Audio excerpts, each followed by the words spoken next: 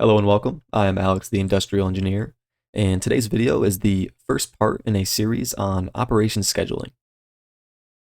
So today's video topic revolves around single resource scheduling type problems and will set a good foundation to tackle two resources scheduling and greater than two resources scheduling in future videos.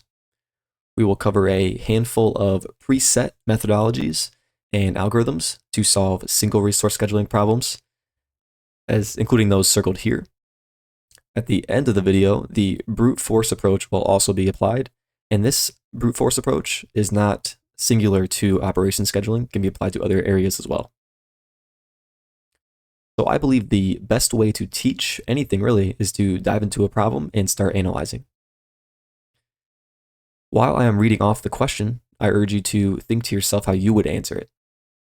So the question reads, there are 5 semi-trucks, numbered 1 through 5, waiting to be unloaded at a receiving area. There is only one unloading dock to process the trucks. The unloading times and due times for each truck are given in the table below. The trucks are labeled in the order they arrived in. The current time is 2 p.m. Determine the optimal sequence to schedule the 5 trucks. Hopefully you are starting to think about the problem. So it's asking what order. So how would you schedule the trucks? Seems a little too trivial. Why not just do 1, 2, 3, 4, 5 and call it a day? Well, let's explore the problem a little further. So a question you could ask is, how many unique ways are there to create a schedule? We already mentioned one of them, 1, 2, 3, 4, 5, but you could also do 5, 4, 3, 2, 1 or 2, 4, 1, 3, 5. How many schedules exist, and how do we know which one is the optimal one? So we can answer this question using our knowledge of combinatorics and permutations. So let's say we are making the schedule, and the first truck we scheduled, the one that we process first, we have 5 trucks to choose from, right? So we have 5 trucks. After we choose the first truck, we have 4 more trucks to choose from to process secondly. So 4 trucks.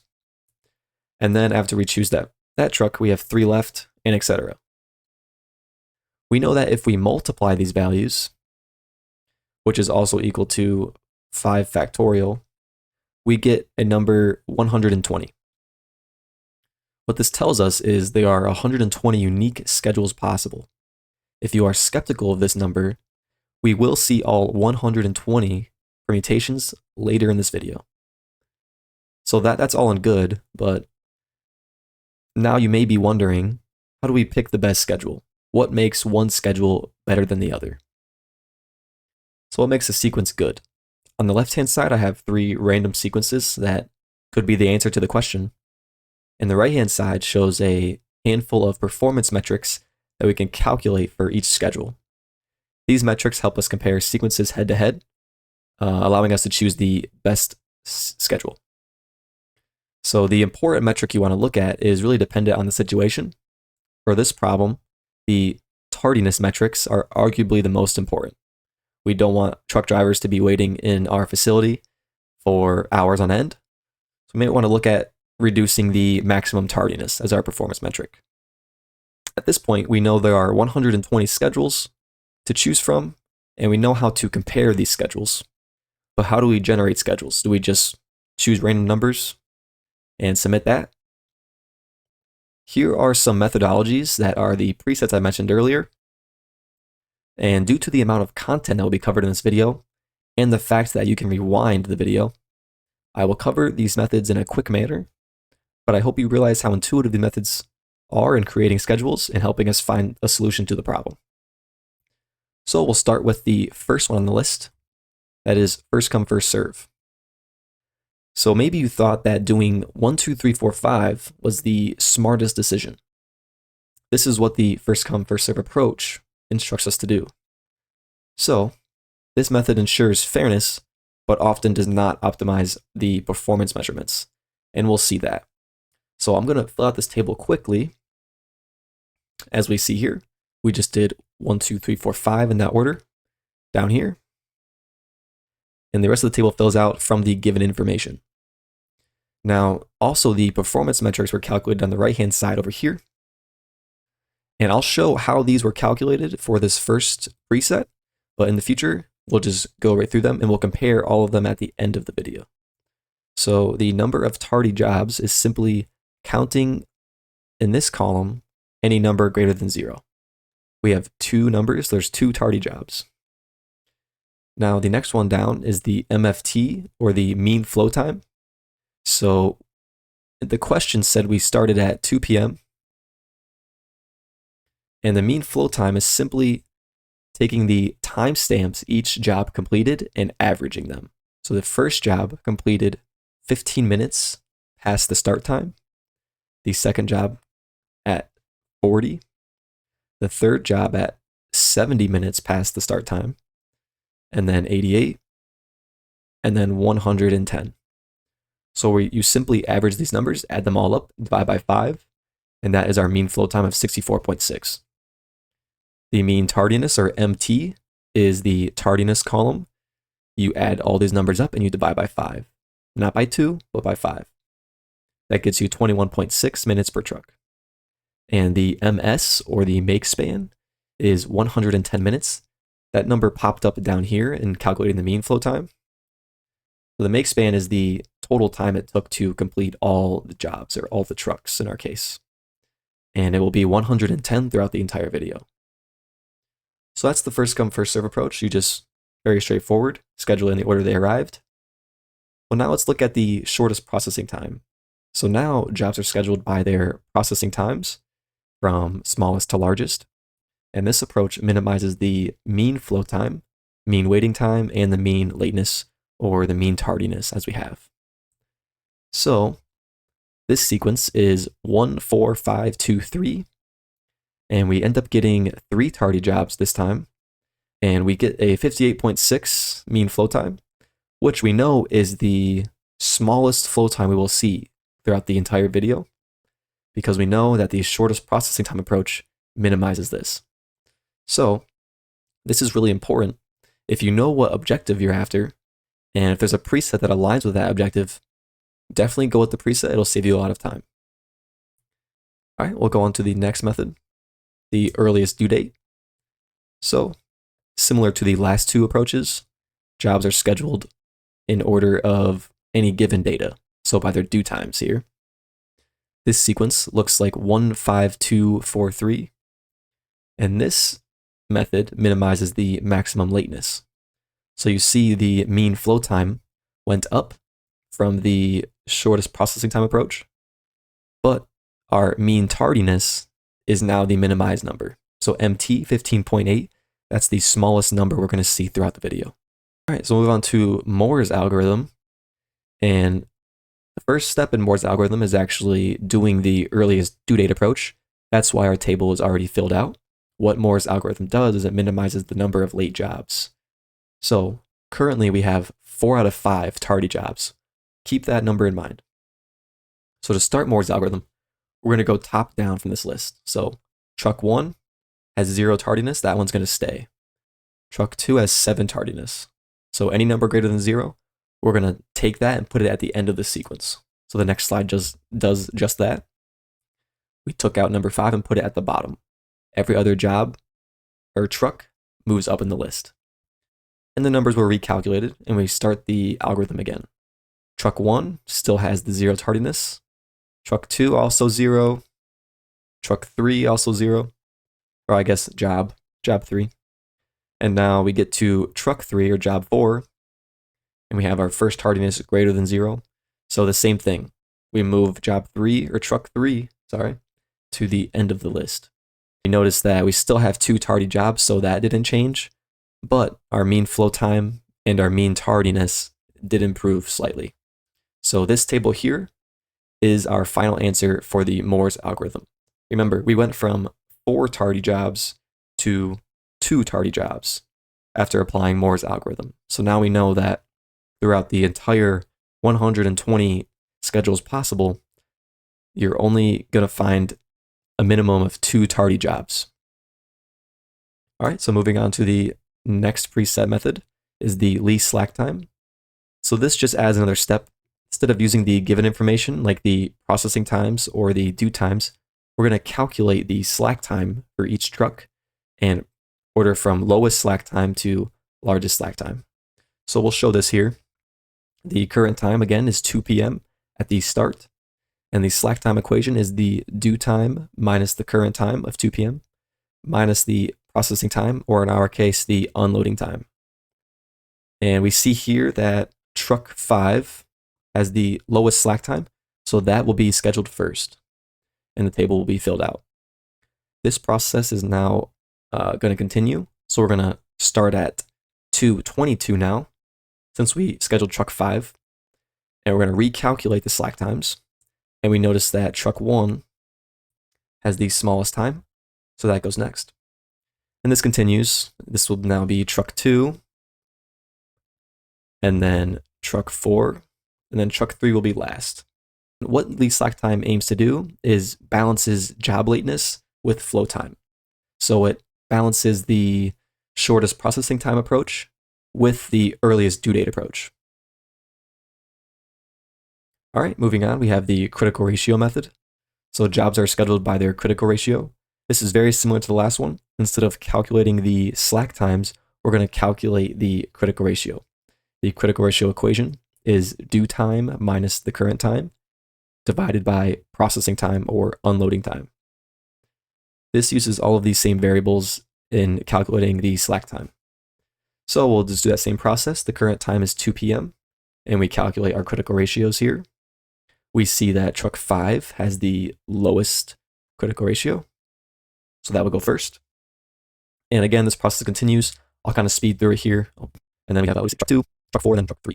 And here's our resulting performance measurements on the right-hand side. So we went through a couple of preset methodologies already. Now, what if we have a precedence constraint, meaning we have to process truck 4 before we can work on truck 5? What if that was a rule put in by us? It kind of complicates the question a little bit, but there is a way to tackle this problem. And that is with Lawler's algorithm. So, as I just mentioned, this will respect precedence constraints. And the one key difference in this one is that jobs are scheduled in reverse order. So our first calculation will schedule the job in last place. And we'll see that in a little bit. And Lawler's algorithm allows any objective. I chose the objective of minimizing the maximum lateness or the maximum tardiness. This is the same objective that the earliest due date approach aims to solve. But the earliest due date approach had truck 5 being processed before truck 4, so we can't use that given the new constraint we have. So, since we can't schedule truck 4 before or after truck 5, our candidates for last place is truck 1, 2, 3, and 5. And these columns are calculated, and these columns change based on our objective. So I'm calculating the lateness here. And I'm choosing to minimize the maximum lateness. So I'm going to choose the smallest number in this column. That's 35. Basically, how to interpret this is if we placed job 1 or truck 1 last, it would be 85 minutes late. So that would not minimize our maximum lateness. We're going to place truck 3 in last place. Remember, this is the key difference with Lawler's algorithm. You're scheduling from the last job to the first job. Now we'll do the same thing again. We still can't have truck 4 as a candidate because we have not scheduled truck 5 yet. All right, so we do that same calculation and we see that truck 2 here has the lowest number, so that will go next. This continues, and the moment we put truck 5 on our schedule, now truck 4 becomes a candidate and it has the lowest lateness here. So that will be scheduled next. And that is the gist of Lawler's algorithm.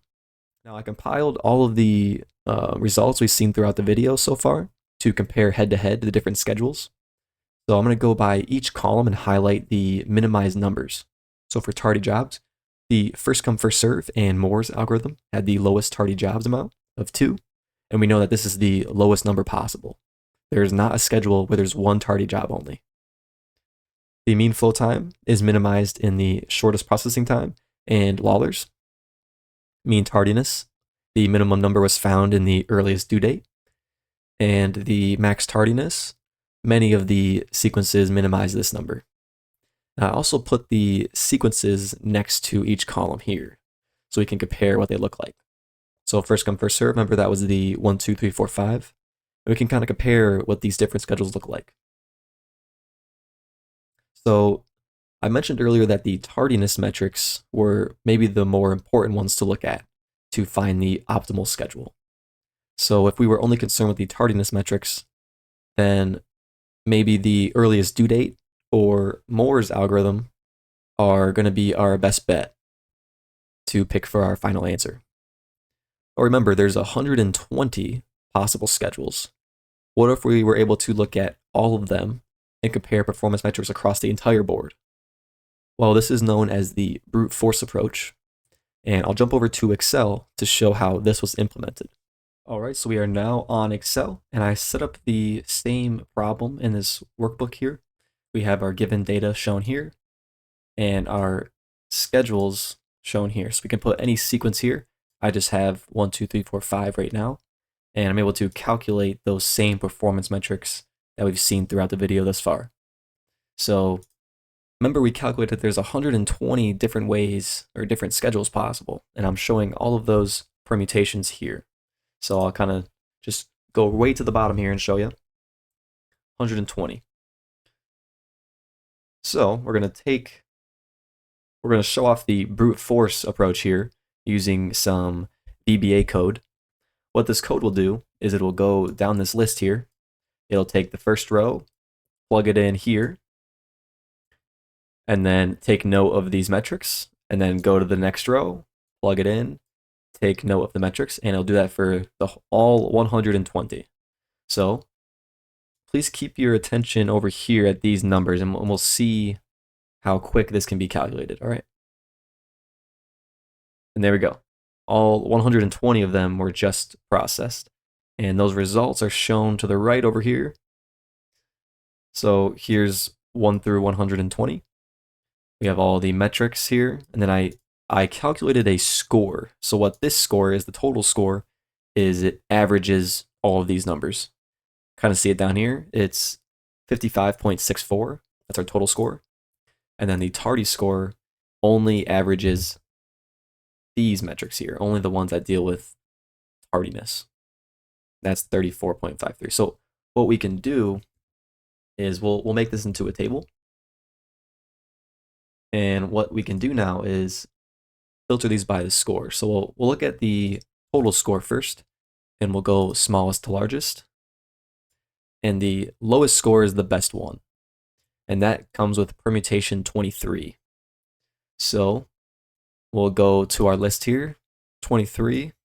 That's 15423, which is a sequence that did not come up earlier in our PowerPoint presentation. It's important to also look at number 17 here. That is the shortest processing time sequence, and Lawler sequence. They share the same. And number 4 here, this is Moore's algorithm. And number 20 is the earliest due date approach. So as you can see, we kind of got close to the top of the list here, but only with analyzing the entire sample space, all 120, with the brute force method, we're able to find some better permutations or better schedules. Let's also look at the tardy score. So let's go from smallest to largest here. And we see that 23 is still at the very top. So to effectively answer the question in an optimal manner, we would recommend permutation 23, which again is 15423. So I hope this shows how powerful that the brute force approach can be if you have the resources available to calculate the entire sample space. As you can see, Excel did not have a problem calculating all 120 of them. It does it in less than 5 seconds. But it's important to note that even adding one more truck, if there's 6 trucks, the total permutations would increase to, I believe, 720. Here, let's see. 120 times 6. Yeah, 720. So there'd be, instead of 120, there'd be 720 permutations possible. So it quickly gets greater and greater. So you have to know when to use the brute force method and when it makes sense, essentially. All right, well, this is the conclusion of today's video. Thank you for watching. Please leave any comments if you have any. Drop a like and subscribe, and I'll see you in a future video. Thank you.